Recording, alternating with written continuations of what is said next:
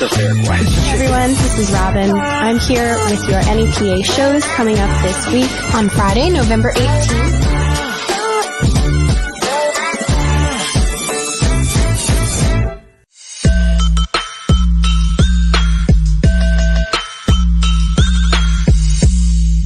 Yeah. Hello, and welcome back to the Beyond the Break podcast. I am your host, AL, and I am your caffeinated co-host, Ben. hey, Ben. Hey. How you doing, man? I'm good. I had my coffee, and I'm like awake in things. Yeah. You like spicy food? You like spicy stuff? I do. It doesn't always like me, but I do like it. Fair. That's a fair thing to say. So we got a new sponsor for the podcast that I'm super excited about. We've got Kickstand right here. They've got 4 different flavors right now. Ben actually has the roasted jalapeno cucumber, and I believe these go from like I'm going to read them from most mild to the hottest. Then there's the smashed raspberry serrano. Ooh. And then there's also a chilled pineapple poblano. And then what I have here is the torched peach chipotle. Those are some really good flavors. Or for some of you all say chipotle. That damn chipotle there. So hey, cheers. Yeah, let's try it. 3, 2, 1. Oh yeah. Ooh, fizzy.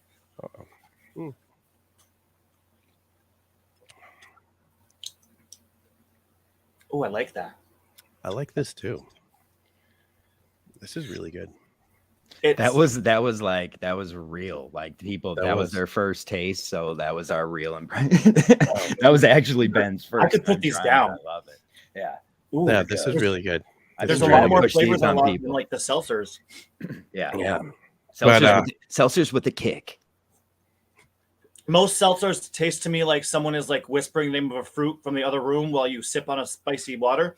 Right. I get the fruit and the spiciness first, which actually isn't that spicy, before I get the seltzer. So it's like actually drinking like soda-ish kind of. This one kind of hangs out for a little bit too. So actually, there's like a spiciness meter on each of those boxes that you have behind there too, and all the cans, so it'll tell you how spicy they are. Mine's a mild. Yeah, we're on the opposite end of the spectrum. Yeah. Yep. Once again. I think I have. But, look at I have the medium. Which one's that? Which one's that? Yeah, that's the charred pineapple. Okay, cool. What you call chilled pineapple? It's charred. Chilled pineapple. Yeah, just looking at the as a bartender for 20 some years, looking at the flavor combinations, honestly, I would do those behind my bar. And so that's one thing. The Hilton has these there, and the bartenders there made a bunch of different kinds of like cocktails from these. So they made a bunch of different types of. I could use these in with any margarita I make. Yeah. Ooh. I'd like to figure out like what I'd like to pour this just all over myself. What types of foods you can pair with each one that would be like complimentary, I think that would be pretty cool. I bet you I could probably take some and like even put a little bit like right in some guacamole as an extra ingredient. Instead of lime juice. Now you're getting spicy. There it is. There it is. A little bit of mint in there. Shout out to the sponsors though. Absolutely. A little torch peach chipotle mojito. Mojito. Kickstand. Hell yeah. So you can if you're in Pennsylvania, you can go to their website, and which is going to be somebody in the background is going to put it on a ticker for you guys. But yeah, you can order it and it'll be sent directly to your house. But anyway, let's move forward. So today, if you checked out the very first episode we did of this podcast, we had Trevor O'Connor on, who was my partner in the original 2012 season 1 of The Big Break.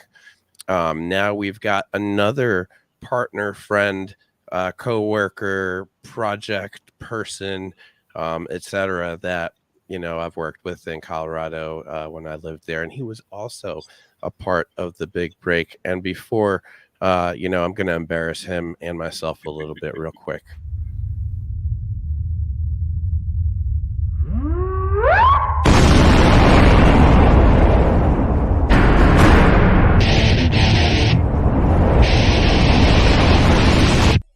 Hey there, Denver bands. Are you just a good professional music video away from being the next band to skyrocket into the national scene? So, what's stopping you? Is it funding? Need a concept? Funding? Need a production company? Funding? Sounds like you need a break. Well, then get ready for the big break. Brought to you by Trevor Rocks Denver and E-Filth Productions. It's time to break out the cameras, gang, because this is a contest where you get to make your own amateur music video.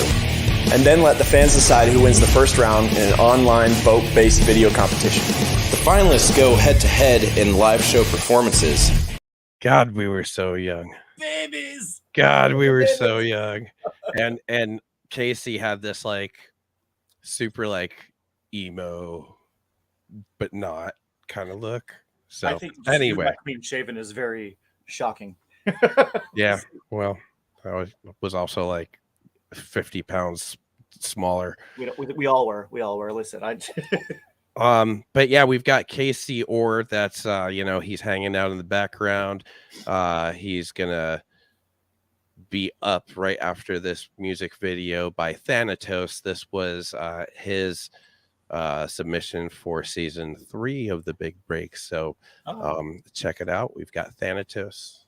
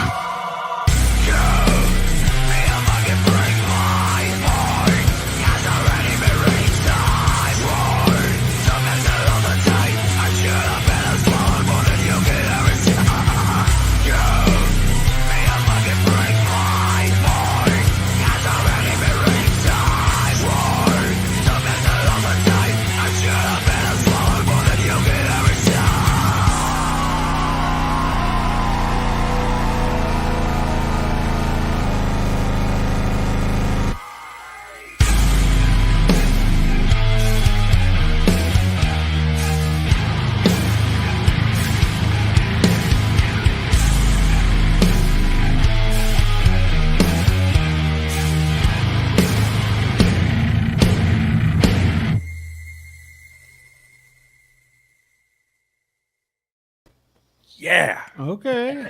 Yeah. Hey, Kasey. Hey. How are you, man? Well, I'm pretty good. Did you say that was fan made? That they made that one? Yes. Oh wow. Right? I'm in that video. Okay, I get that's suffocated. I get suffocated by wires. Oh wow. Okay. Yeah. Okay. They just Yeah, brought me that was into really an impressive. attic, a hot attic, and tied wires and put a bag on my head. It was He's awesome. like, Yeah. new kink unlocked. Yeah, that was awesome. It's like you guys can just turn the camera off and leave me here for a while. That's crazy. So, No, yeah, that was really dude. impressive. How's it going, man? Yeah, it's been a wild freaking ride, man. Yeah. Yeah. It's only I think like a 7th grader or a 6th grader years old since I saw you last. I think since we last worked together, or stuff like that. Like there are sixth graders who were born the last time I saw you in person, who are now, That's running a and kicking and really being terrorists for interesting way to say 10 years. That's more than 10 years, actually, isn't it? Yeah, I was gonna say it's almost, I think I Like left 11 or 12 years right there, man. Yeah, 2011 ish. Yeah, Well, because I started. Yeah, 2011. That sounds right. Well, 13. 2012 was the big break. Yeah, And then 2013, I think, is when I left Colorado to go to Southern Louisiana. Yeah, and that's when I ended up kind of losing my mind and switching careers to journalism for a couple years. And Yeah. And now look at you, man. So you're kind of doing a little bit of this and a little bit of that. It sounds like, Yep, we is that got right? some- So tell man. tell the world who you are, man, because you know, I love you, and I think they're gonna love you too. Hi, I'm Kasey. I'm over caffeinated today because I've been doing deadlines. So yeah, forgive all of that. My name is Kasey Orr. I've been doing video production since I left the Army in 2010, I think, as when I went to the Art Institute of Colorado, now unfortunately defunct. Yeah, we don't get our money back for that, do we? Yeah, well, I didn't. I mean, I thank all of you watching. Well, maybe not all of you. Those of you who were paying taxes back in 2010, you helped pay for mine because I did it on the VA bill.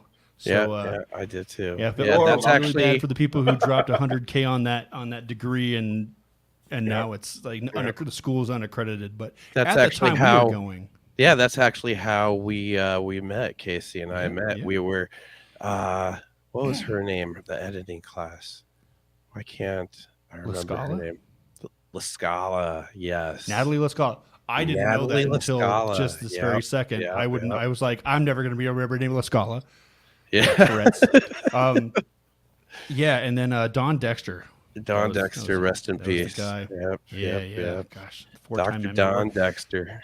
When we were there, I feel like that was like a kind of a little golden era. You, me, Frank Guerra, Ben Harris. There's a bunch of guys. I feel like who have come out of that gang who are doing really well right now because we had the Natalie La Scalas, we had Will Banks. Oh yeah. We had for everyone. John These are people who are teachers. This is back before, I think, because the company they got sold to a company which stripped them down and sold them to a company which stripped them down. But when we went there, you had to have worked in the field you were teaching in to be a professor there. So our audio professor had done professional audio work, like in the industry. Our graphics, what do you call it? Motion graphics teacher had, it was a working motion graphics artist. Don Dexter, our production teacher, who we're talking about, he said, rest in peace, had 4 Emmy awards. So his voice is always in the back of my head when I'm on production. Shoot tight. Shoot tight. Oh, eyes in the upper there. Don't zoom. Yeah, don't zoom. Zoom is just pick up the camera and move in. Zoom is for communists. I don't think he ever said that. I feel like he probably would have. Well, he grew up in the 60s. That guy was anyway, tangent. That guy was a studio drummer in the 60s. He did all sorts of stuff. Talk about a guy who did everything. But those are the people who we got to learn from. So they kind of some of those people set the bar pretty high. So I remember when you and I started getting stuff that actually, or you especially, you are a networking guy. It was one of the coolest things when to work with you is because you would go out on a weekend and come back with actors and potential clients and people who knew people who wanted to do stuff and were excited to do it, which is one of the things I was going to talk about today as far as when you're putting together a production. It's like being able to find people and recognize someone who will get excited about what you're doing and want to do it with you. It's such a talent. And I kind of miss that sometimes because I get kind of homebody sometimes. I'm like, I just kind of want to edit. And I could probably do that in post. I probably don't need a person in a monster suit for that. But especially now with like, fix it in post. No, you're right. I think the team and having everybody on the same goal and just the heart and the motivation and the positive, attitude and the yes, we can do it, and we will figure out any obstacle that we run into. We will freaking soar above and beyond, and it's like everybody just kind of like pushes each other, and it's a beautiful thing, and you can always tell the ones on the team that are in it for like a different reason. And the ones that aren't looking at their watches 18 hours in.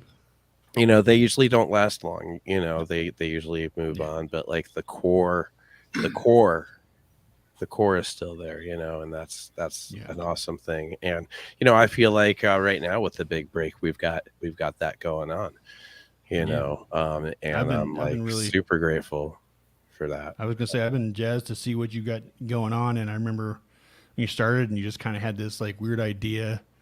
And you pitched it, and we're like, that could be kind of fun. That'd be cool. And like again, like knowing you, like before we even kind of all even completely understood what all the pieces were, you had bands lined up and stuff like that.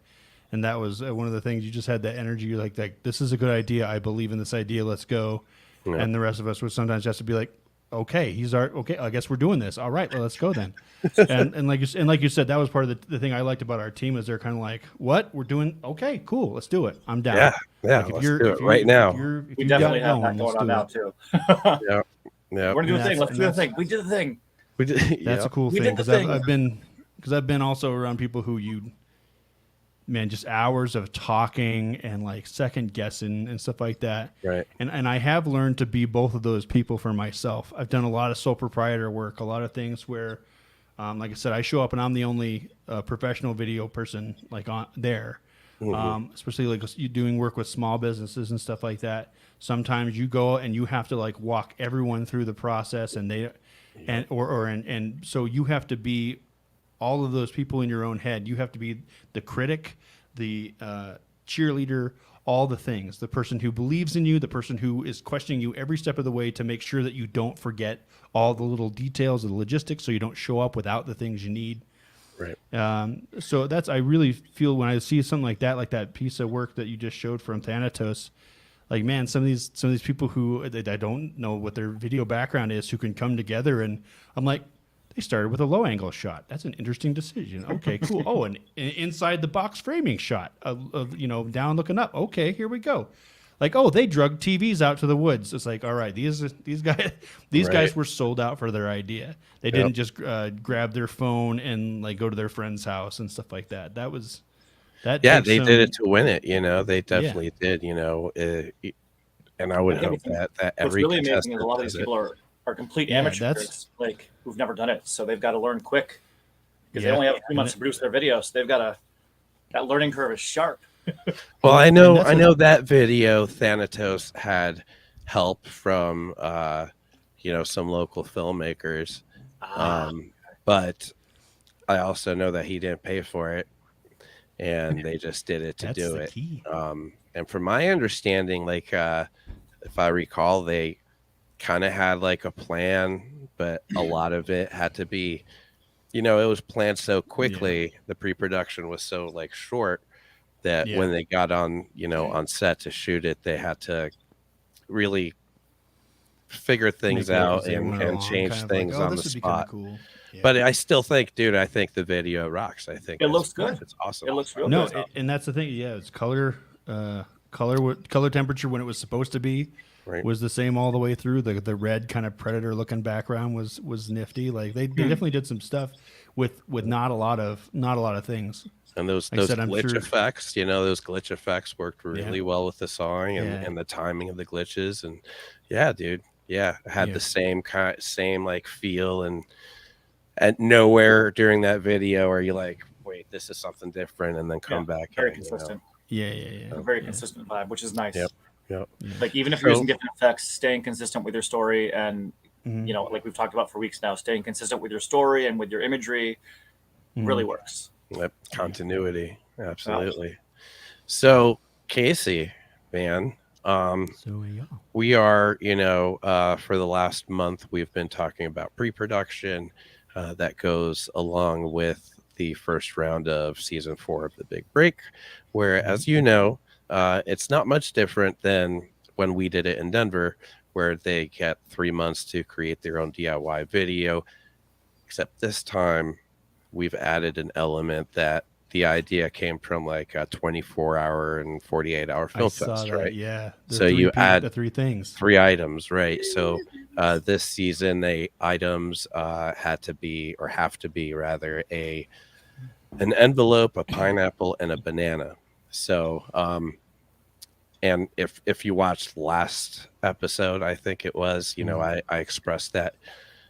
Think outside the box. A banana can be, for instance, a banana spider is a banana spider, right? The pineapple can be a fancy smoothie, flavored, it can be. I want to see him use guns and get the effects you can get to like make it look like a muzzle flash comes out of it and a round pops out.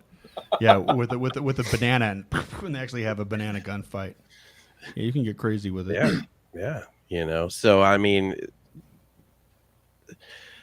you know how it is, right? Like we want it for our reason, and it's so at least so we know that this video was shot within the allotted time given, right? I think it's smart because because you I never just know if know someone that went out and someone did it on spec, and then they come in and try to pass it off as like, oh, I just threw this together in this last 3 months. Right. So what they do with it is completely up to them, whether they just have it in the background or actually use it in their story.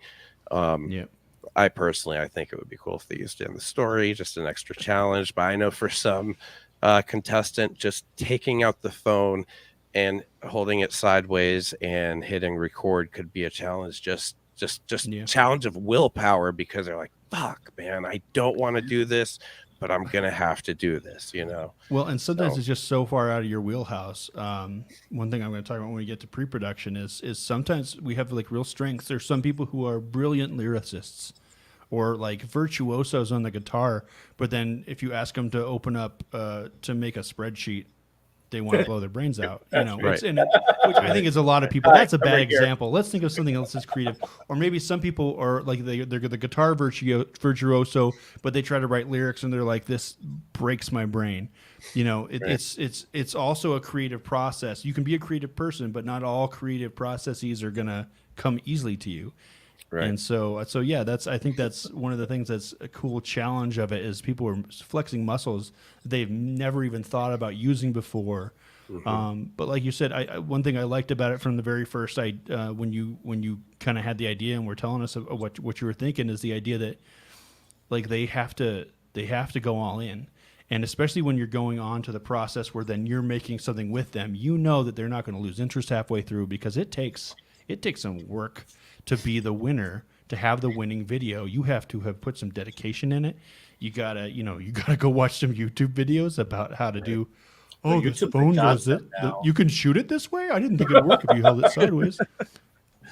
And this is a different age now with stuff like that. But so that's it shows that they can be resourceful, that they can meet deadlines, follow basic rules. And this is stuff that eventually, if they want to, have their song or write a song for a movie, let's say, the movie is going to have specs that they're going to be like, it has to be exactly this length. It has to be exactly this tempo, whatever, and it's not, it's more challenging. They're going to write a James Bond song. You got to know. James Bond song. Oh, yeah. Because the Adele did one. The Beatles done it. Yeah. Sorry, the opening credits for James Bond. I guess that. Right. There, you did the thing. You did the thing. Yeah, I did. You went from point A to point B. You did you were on that journey. You did the thing. Yep. I have to explain that all the time. Like, the problem is I live in A, B, C, and Kentucky at the same time, and so I just call in. Oh, and James Bond. It's like no one was paying attention. I liked your James Bond. My ADHD connections for things like I will continue having a conversation in my head without realizing that I'm not saying it out loud, and then suddenly I'm like, the capital of this country is, and I'm like, oh wait, no, I'm sorry, wait, this is how they're connected. This time we were here and this thing happened, and it's like now he's doing the thing. So let's come back to. Let's go back. All right, so pre-production, dude. Pre-production. You know where we're so at. important. You know, we're almost a full month into round one. They should be preparing, if not already shooting. You know, I would hope. But go ahead, like you know, floor is yours, man. So one of the things I was thinking about talking about, you know, and you just put me on right on the thing is, by this time, like if they're doing your pre-production, you're running into those logistical problems. You're running into those things where you have to start to question. And I'll use even you and me for an example. You've got a team going right now, and whoever you've got, I'm guessing you've got the band. You might have some friends, but you're probably running into a place right now when you're starting to actually look at locations, and you're running into those problems where I had this cool idea where we will have a Godzilla type monster destroying a city, and we'll be fighting it. And then you get there and you realize we have literally no resources to do that. So what can we do that's like that? And so you're finding the people in your group who are the ones who are the problem, who are the idea kind of creators, and then you might have other people who are the problem solvers. And so I remember one thing we ran into is your creative vision was always awesome, you know, and I enjoyed my stuff, and we did stuff, but we found out that one of us could not both be on the creative side of a project. So we started taking turns. And so if you were directing, I would be production manager, and vice versa. You'd produce if I was directing. So because sometimes you will find that you're in these groups right now, and you are going to start to bump creative heads, where even if it's just you have two good ideas, but neither one of you wants to budge on it. That's one of those things where you will find new things out about the team that you're working with.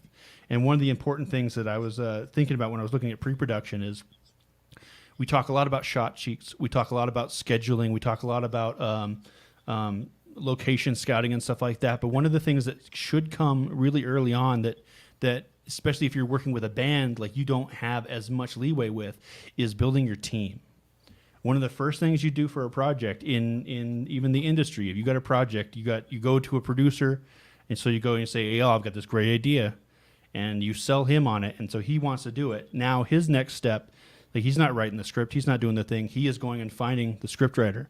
When you talk, when I remember when we were in school, and they're like, everyone wanted to be a director, and what they told us was, well, what do you actually want to do? It's like, well, I want to be in charge of the story and help mold it. And they said, then you want to be a producer, because the producer hires the director that's going to make things look the way they want to. Right. And so figuring out who's in what role and putting your team together, it's really important part of this process.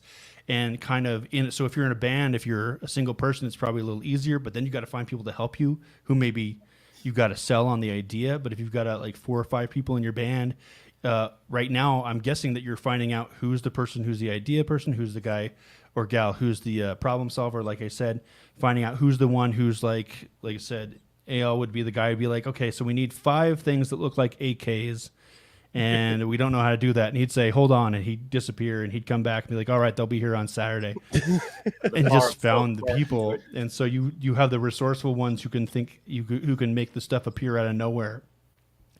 But that's what you have to find. You have to find someone who's going to maybe have the creative vision, and you kind of get behind that person and say, all right, when we have to make a decision, you're the tiebreaker. And that's a lot of responsibility, and it's hard to do in a group sometimes, especially if you all collaborate so much on things. Collaboration is better than compromise, but sometimes you have to compromise to make the thing happen. Yeah. That's one of the big parts about when you start out, making sure that everyone is sold out for the project. Not just on individual ideas. Egos are hard to get past. That you make the project bigger than the individuals making the project. Yep. It's something the Germans called the Gestalt, when the thing that you're making is bigger than the individuals that were part of it. And that's one of those things that getting the team together that can buy into that idea is super important. And making sure that, and sometimes you have to rehab that meeting several times during a project, especially during during pre-production. Don't wait till during production. Those conversations are harder. Is make sure everyone's on the same team. Make sure people say, like, I know you love this idea, but we cannot find a dinosaur, or we cannot buy a camel this late in the year. So we're gonna have let's They're not in season right let's compromise and go with this idea, so that by the time you're shooting, we aren't retrying to think about new things. Because I know that happened with us a couple times. I know I've showed up and had, and there's room for adaptability. But if you show up and you try to rethink the idea while you're going because you just had a cool idea last night, after pre-production is done, you need to be sticking to your shot sheet and stuff like that, or else you'll never get done. And you'll realize that if you keep trying to add things to the tree, to the building as you go through, then eventually you have this thing that doesn't look like anything. Right. I'm kind of jumping over the map. I'm trying to go in there. So you get that team, you get in your roles, find your best role. Real quick, let's talk about teams real quick. Yeah. And I'm sure, Kasey, you've definitely seen something like this before.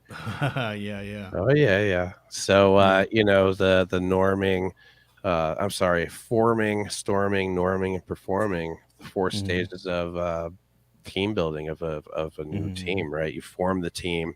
That's where you start. Then, shortly after you form the team, people are like, well, I do this and this is my job, and people are butting heads and everything, right? And then the norming stage is where everybody starts finding their place and understanding everybody else's place in the team and role, and starts kind of respecting that. And then it's once you finish with the norming when you actually start performing.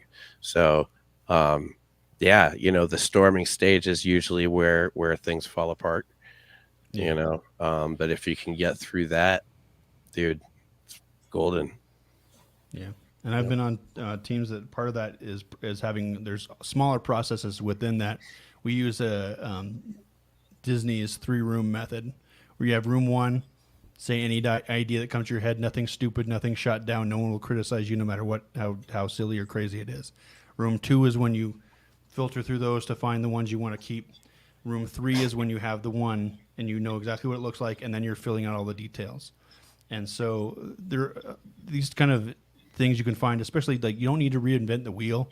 Like these processes, like the form that you just showed, like you can find that. Like if you're having trouble, you're struggling with your team building and stuff like that, go look it up. The internet is the best thing about the internet is you can find anything that you want on the internet. The worst thing about the internet is you can find anything you want on the internet. Right.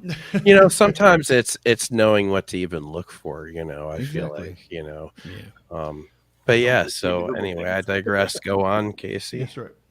But so once you're going to have those roles, the other thing to think about when you're in this group is, so you might have your band, and they all have what you call stakeholders. Like they have something to gain if this works.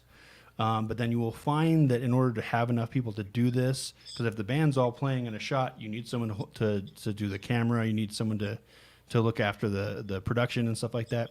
So you're going to have people. So you're running into something else I've run into is, because I've worked on sets for like Food Network and some other places. I've actually done PA and some other jobs where you have, it's a 50-person crew, and everyone's paid, and some of them are union, which is a whole other thing I won't get into. With a 12-hour, if you don't have lunch ready at this time, like they can literally sue you.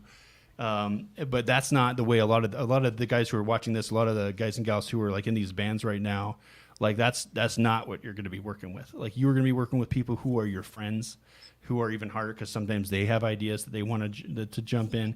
You might just be working with random people, like a person who you know from college or from your neighborhood who does videography, but you need to like convince them that this is your project. There are people who are not going to be paid for this, who are probably not professionals at this, who you have to then become team managers of them as well. And so one of the biggest things, if you're not paying people, is like we talked about, is get them sold on the vision of this project. Like, this is going to be cool. This is what we're doing. If someone doesn't seem they're sold on it, like, I know you can't really just be all beggars can't be choosers sometime, but that person who's kind of like, yeah, okay, like I kind of want to do this, but I don't know, I kind of thought I'd get to direct or something like that. That person, after 6 hours on a shoot, is gonna be the one who's complaining and grumbling to the other people and making them, if they even show up. If they even show up, right? So that's one of the biggest things. Came up, and that the censor on the group is right. They're gonna irritate everyone and get everyone else aggravated too. So you got to watch those people. Love them, love support. It's really on you. Negativity breeds negativity. Oh gosh. and a little bit and feed your people too, though, because hunger does breed discontent. Everything. Food, food and caffeine. But that, like I said, that's just such a big important part, is that when you're getting ready to go shoot, know that the people you're bringing with you are sold out on this vision. Like, they become stakeholders by believing in what you're going to make. Right. And like I said, beggars can't always be choosers. Sometimes you're just going to have to rotate your kind of just your sister's cousin, whatever, who can hold a light steady for 30 seconds. Right. But if you ever have a choice, always find someone who gets excited about what you're doing. And that's part of this process, because I know you guys talked about shot sheets. I think you've talked a little bit of locations, didn't you? The thing with locations, I know that there's a local filmmaker who would disagree with me. I think they recently put a video out. He was actually a guest on this podcast. But there's guerrilla shooting, and then there's like following the proper steps and procedures of shooting. And to me, if I am shooting something either for a paying customer or something that I think that will get a lot of views, and is, has more of a commercial purpose, like a music video, I would follow, I would go through the proper steps. I would go get the permit. I would get the insurance for the day for the permit, that they require. I would go and do all of that. If it's something for me, that's just, for me and some friends, for just like a little goofball. Yeah. Whatever, you don't want it to come back and bite you in the butt either. Exactly. I would also have, what is it? Talent. Help me out here, Kasey. Sign releases. Release forms, location release, all of these release forms. Because, if, especially these days, if something goes viral, and somebody on that video wants to come back and be like, yo, I'm on that video, I need a cut. Because they can nothing to back you up. You're in God's hands or whatever. I don't know. Up a creek without a paddle. Right. They say crick here. Crick. Yeah. In Pennsylvania, they say crick. They say crick out here. Some of them do. I'm in Wyoming. I always say you can jump over a crick. You can't jump over a creek. So it's actually the width that defines it. So I don't know if you saw, I made a post about this week. I once convinced somebody that there was in fact a difference between a crick and a creek. This guy I worked with, and I convinced him a creek was wider, and you can tell the difference because the word creek is actually wider than crick. There you go. True. I'm sorry, Phil, if you're out there listening. They're the same thing. No, you could jump over a creek. That's all right. I convinced someone. Guano was toxic. We was down in San Antonio, Austin, the place with the big bridge where all the bats come out. They roost in there, like millions of bats, and they come out at sundown. And there's all these people down there below there, getting to watch it. And I've got a camera ready, and I'm down there kind of under it, trying to get a good angle, which didn't work because by the time they come out, it's too dark. But these couple of tourists walk up, and I'm a tourist too, and they're like, "Oh, this guy's got a camera. You probably know. Is this a good place to stand?" And I said, I think so. You just got to make sure when they come out to keep your mouth closed, because bat guano actually is toxic. That's why they call it going batshit crazy. And they go, and I was like, "Oh, you don't know me. You know I deliver absolute horse crap directly without smiling." And so they got real anxious still and moved way away from that spot. But yeah, don't ruin my shot. It's toxic. Exactly. Nice. Yeah. So have you, Kasey, in you said you're in Wyoming now, right? Southern though, right? Like Cheyenne, you said. Right next to 11 miles away from the Colorado border. Right. We're just the other square state that's got fewer people in it. Right. Yes, that one. You go out to shows at all? You still you check out live music or anything like that? We're still close to a lot of stuff. I think my wife just got back from a show in Fort Collins a little while ago. Okay. I don't get out to shows a lot, honestly. It's just I do a lot of the stuff that I do is less big crowds anymore. I'm kind of boring. I'm married, as I was telling you. I My fence is white. And I'm kind of boring. I keep my lawn tidy. I've kind of gotten a little bit boring with that stuff.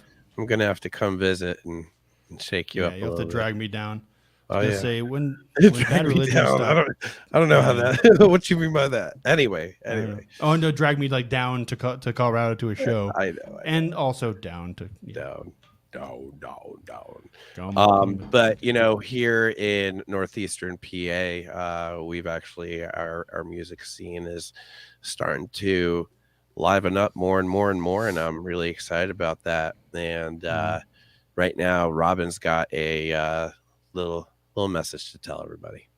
Hi, it's Robin with this week's original shows in northeastern Pennsylvania. On Friday the 28th at North Slope in Dallas, Brendan Brisk. At the Keystone Stage in Oliphant, The Fading Season. At Breaker Brewing Outpost in Archbald, Bradley Phillip Parks. On Saturday the 29th at the Keystone Stage in Oliphant, a benefit for the Gina LaRusso Foundation for Suicide Awareness. At the Backyard Ale House in Scranton, Sarah Hulse and Jesse Mower. At Anomaly Craft Brewing in Berwick, Moonroof. At the V-Spot in Scranton, The Holtzman Effect and Candle in the Dark. At Pisano's in Hunlock Creek, Mellifluous. At the Union Craft House in Taylor, Ken Norton. At Breaker Brewing Outpost in Archbald, Betty White Devil. At the Compound in Honesdale, Oakwife, Emily Nachio and Lewis West. On Sunday the 30th at Finola's in Stroudsburg, Hannah Noel. At North Slope in Dallas, Zach Kelsch. On Wednesday the 3rd at Stone Creek and Hunlock Creek, Singer-Songwriter Night. If you want your show featured on the next episode, go to thebigbreak.org/podcast and click the Submit Your Show button. That's all for this week. Make sure to head to a show, spread the word, and support independent artists. As always, great job, Robin. Happy birthday. Happy birthday. No, we're not singing, are we? We're not. No, we're not singing. No. But happy birthday. Why aren't we singing? We could sing. Ben is a singer. None of us. Ben, you should sing it by yourself. I do what I call singing. No, I'm good. Thanks. Now I'm shy. See? Okay. Now I'm good job, shy. Robin. Happy birthday and good job. Thank you. Carm says happy birthday. I was gonna say, if I had that those kind of lineups out here, I'd probably go to more live shows. I think that's probably the things we're missing is you don't have to drive. You have all sorts of that look like a lot of really interesting people. I hope people are watching that and writing all those dates down. And any band, any bar that has shows can submit them, so they can always get announced as long as they just send it on the page. Because honestly, I just shot myself in the foot. I DJ, and this is my first time playing actual headlining a club this Saturday. Is your show not? Was yours? I didn't mention my thing, but it's if anyone wants you to don't have your banner up either. We had our first takeover, so like. Oh yeah. Yeah, we've got several takeovers actually coming up. Those are starting to be released on our Facebook page. Next visit, we got then Litsy's on the 5th. Yep. And then Fiddlers on the 6th next night. And we have how many bands each night? We have multiple bands each night that are competitors coming all the way in to compete. They're coming in to play those nights for free. And tip them because they're working for free. So absolutely tip them. Buy their merch. The best way to other than the free stuff where to support a musician or an artist or anyone really, like their pages, share their stuff. Obviously, that's a free thing you can do. Go to their shows. That's a thing that they don't get much out of that financially, but buy their merch. Really, like that's where they get the biggest bang for their buck. You know what I mean? So like buy their merch. And even if money's tight, honestly, if you go on these bands' pages, share, and save their post as a favorite. It saves it to some invisible list on your Facebook forever, but it helps boost their stuff so more people see it, so they get more people out. Which means even if you can't directly give money, you can get other people. Feed the algorithm. Right. Yep. Feed the algorithm. If we're gonna play by the rules, we're gonna play by our rules. Yeah, they change the rules like so often though. But anyway, I digress. We digress. Kasey, what do you do now that you can plug away and maybe get some work out of or something like that? Well, for all the people in Wyoming watching, no. Well, there's only like 4 of you. So. Yeah, right. There's only 4 of them with internet. in Wyoming. With the Yeah. internet. So I still do KMO Creative Media. It's on this side right there, which is just a sole proprietorship. It's not a big company or anything like that. I do a lot of work with I do some subcontracting. I do have a lot of work in here. There are actually, if you're looking for a place with low housing cost and a lot of work, like there are not a lot of, you wouldn't believe it, but there's not a lot of production houses out here in Wyoming. So I actually have yeah, I know. I can see the shock. And dismay. So yeah, I do a lot of stuff. Done stuff through the Wyoming Business Alliance, to name one, off the top of my head. All of a sudden, there's only one other one. So. I've done a lot of little things. Like I said, I've been doing some nonprofit work, in my old age. But I have enough good paid work that I'm still working full time. I still take some of my favorites. Talking about pre-production. Pre-production is kind of, and my TV went off. Cool. I do podcasts in this studio and stuff like that for some folks, and but I also, like I said, pre-production is what I call my T-Rex arms, where I can tear into some stuff. I am a killing machine with some things, shooting on site, dragging the story out of something that no one could find the story of. I'm your man. But making spreadsheets and stuff like that, that's my kryptonite a little bit. So one of the things I've been enjoying this last year or so is I've gotten a lot more subcontracting work. So I worked for, did a couple editing jobs for Hype in the Heart down in Colorado. They also flew me out to Columbus, Ohio to do some B-roll for Intel. So, so that's the nice thing about being Denver, metropolis adjacent, is I still get to kind of live and have some nice, polite neighbors, but I get to still do plenty of fun work. It's been a while, but for a while I was doing some PA work, like I said, for a lot of places come in town out of LA to shoot because it's a little cheaper in Colorado and in the Square States. And so I did some work on them, and that's a lot of fun. You're talking about, you have the seltzer there, the kickstand, which looks way better than the LaCroix that they. Anytime you have, if there's one person from LA on that set, they will have LaCroix almost exclusively. And that's, like you said, it's kind of like soda that one time their grandpa told them about oranges. Like, it just, I've never had an orange, but I hear this is what it tastes like. Yeah. It's round and kind of a color that's it's darker than yellow, but not quite red. I don't know. But I see that kickstand stuff. That looks pretty tasty. I've never seen actually combinations like that. So I'm hoping that'll start to show up on sets more instead of that LaCroix garbage. But if you were talking to LaCroix, come out. It's 5.5% too, so it's not. Oh, wow, that's pretty. So it's not nothing. A little bit more than a regular beer. Well, that's 5.5 cents more than LaCroix or bubbly or any of that junk. But if they have caffeine in it, because that's a free idea kickstand if you haven't put caffeine in it yet. Add caffeine and send it to me.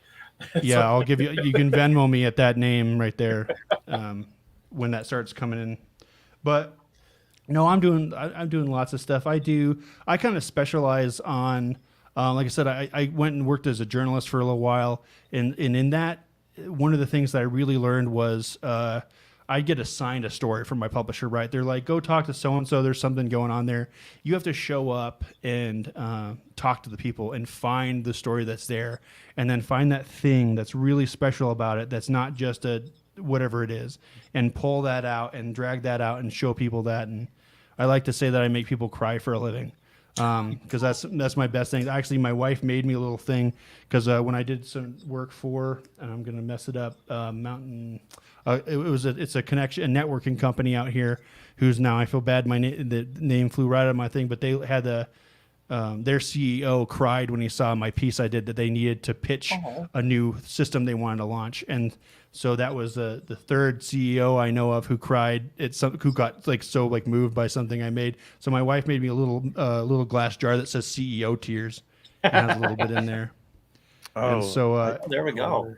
I wonder who commented that, since we don't see their. It's Steve. Facebook user. Is it Steve? Yeah. Oh, so gosh, yeah. look at that. So yeah, they'll send you some. Nice. All right, that'll be interesting to see how that ships. Now we'll get you in that dark. We'll get you in that hole. We'll bring you down with responsibly. Right. Responsibly. Right. Yeah. It's pre-production for when I come visit you. There you go. Well, and that's the thing is we should have gotten I don't know if I should be pitching stuff, but we should have gotten Monster. I should have just said a certain energy drink company should have definitely when you first started the Big Break and we were doing the music videos and stuff like that down in Colorado, because I remember I have a picture somewhere. I wish I would have thought to look at it, where there's my iMac and your computer, and there is no desk space left. It is just energy drinks. Yeah. Because we did like a 36-hour turnaround on something, or we had a deadline of something like that, and we just all took our computers over to your place and lived there. Yep. I think I actually missed a court date because of that. From a ticket. That sounds familiar. Yeah. It was worth it though. It was worth it. Priorities. Totally, anything for the production. Anything for the find the people who are sold out for what you're doing. There you go. In Wyoming, we call it ride for the brand. Ride for the brand. The people who are like this is a thing. I will give up on other stuff to do this. I will work without food. I'll drive 40 miles to pick someone up because their car broke down, but we need them on set. Nice. Those are the people who are on your team. What else you got for us? We are running out of time. So on the subject, okay, just under 10 minutes left. The other thing I do want to talk about that is so no matter what, this is your guys' first project. I'm talking to you out there watching. This is your first project, so you're going to show up on set. You won't have thought of everything.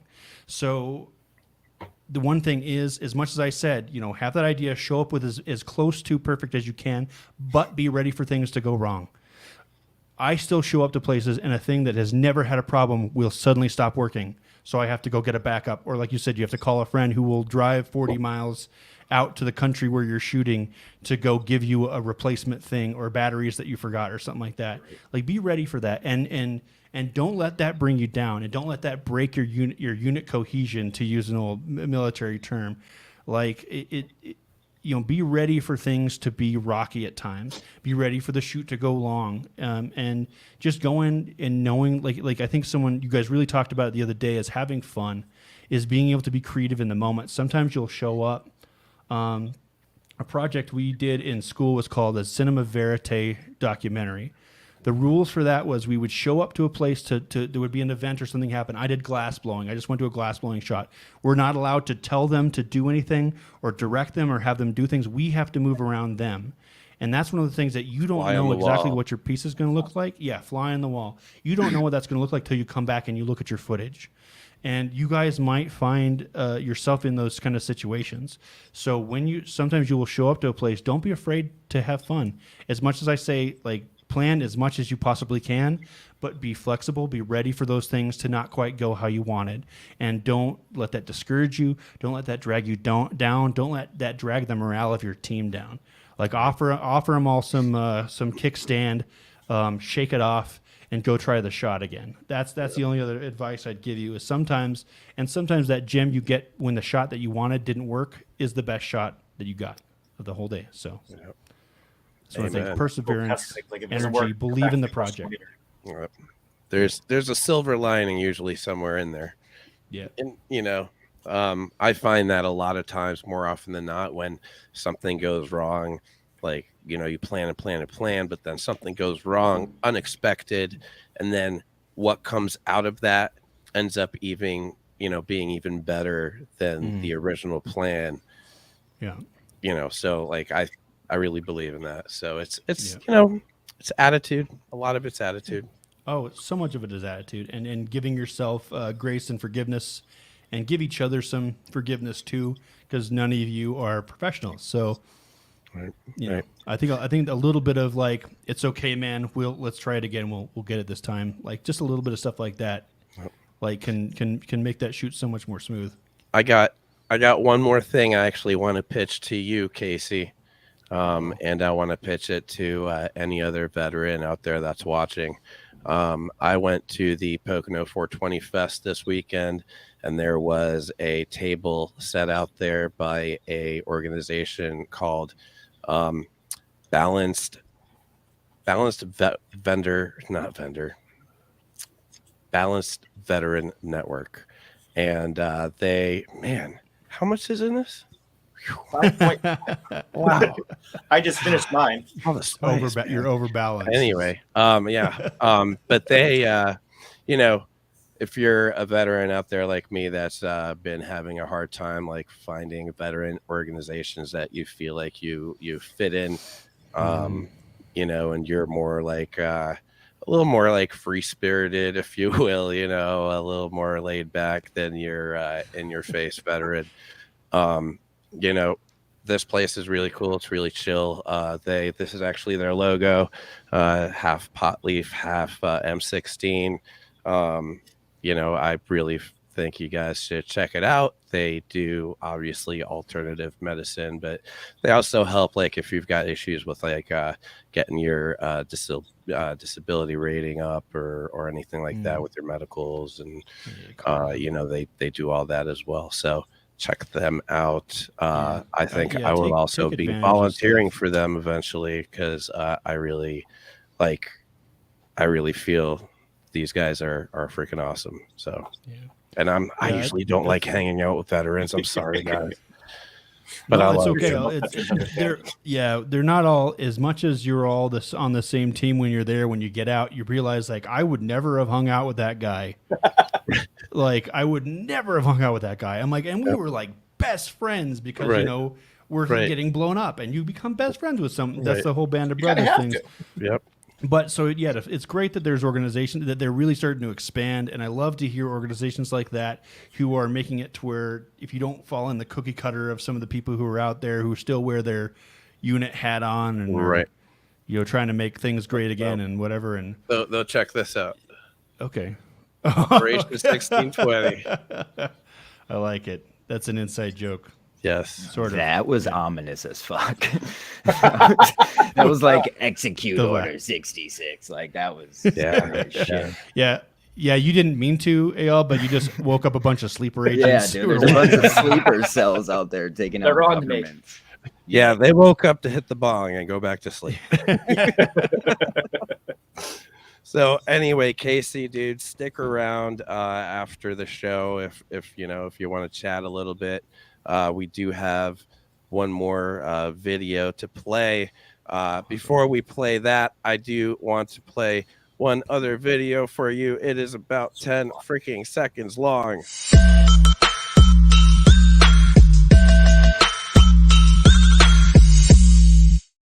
Or six seconds. I'm gonna come drink all of those. That's such a bop, that fucking video. So it's so cool. It caters to that's the a perfect YouTube pre-roll. Right now, I wouldn't even be hovering my finger over the skip ad if it was that long. I'd be like, that's all you need. That's it. That's people's attention span right now. It's like, what was that? What was that? I was just about to turn the channel if that hadn't ended. Yeah. But so everybody out there, please like, share, do all that fun stuff. Say hi to Kasey. He's a cool dude. And go find Kickstand, like and follow them. Yes, absolutely. 100%. Come out to the takeover shows.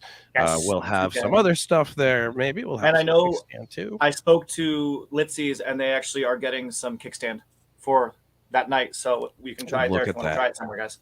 Look at that. See, it's all I'm gonna try all the flavors. It's all happening, you guys. It's the soup. Anyway, next up we've got, who do we have? We've got Radio Riot from season 3. This is their music video, Midsummer Night. John, you got this, buddy.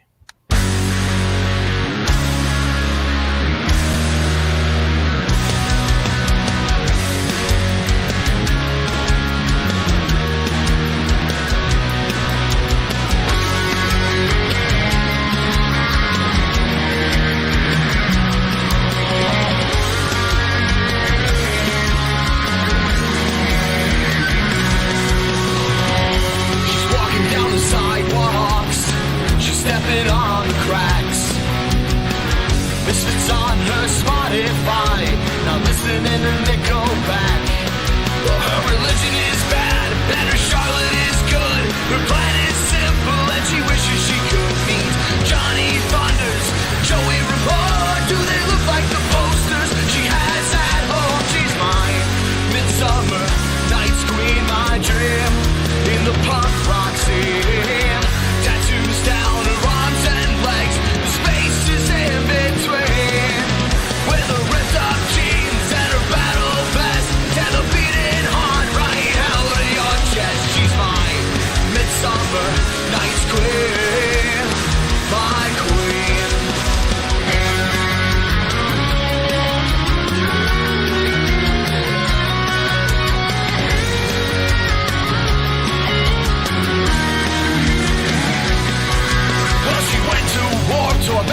2005, saw the Offspring and the Murphys, yeah, she thought that she died.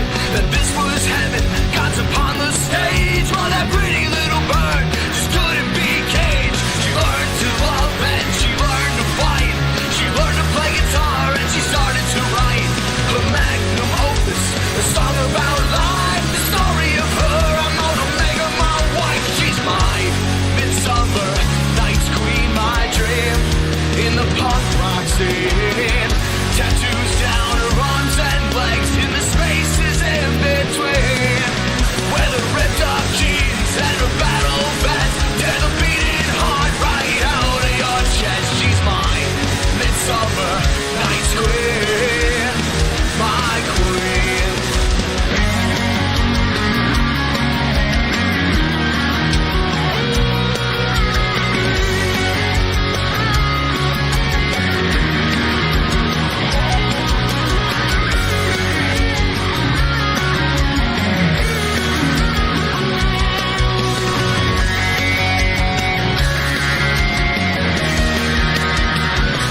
She's my midsummer night's queen, my dream in the punk rock scene.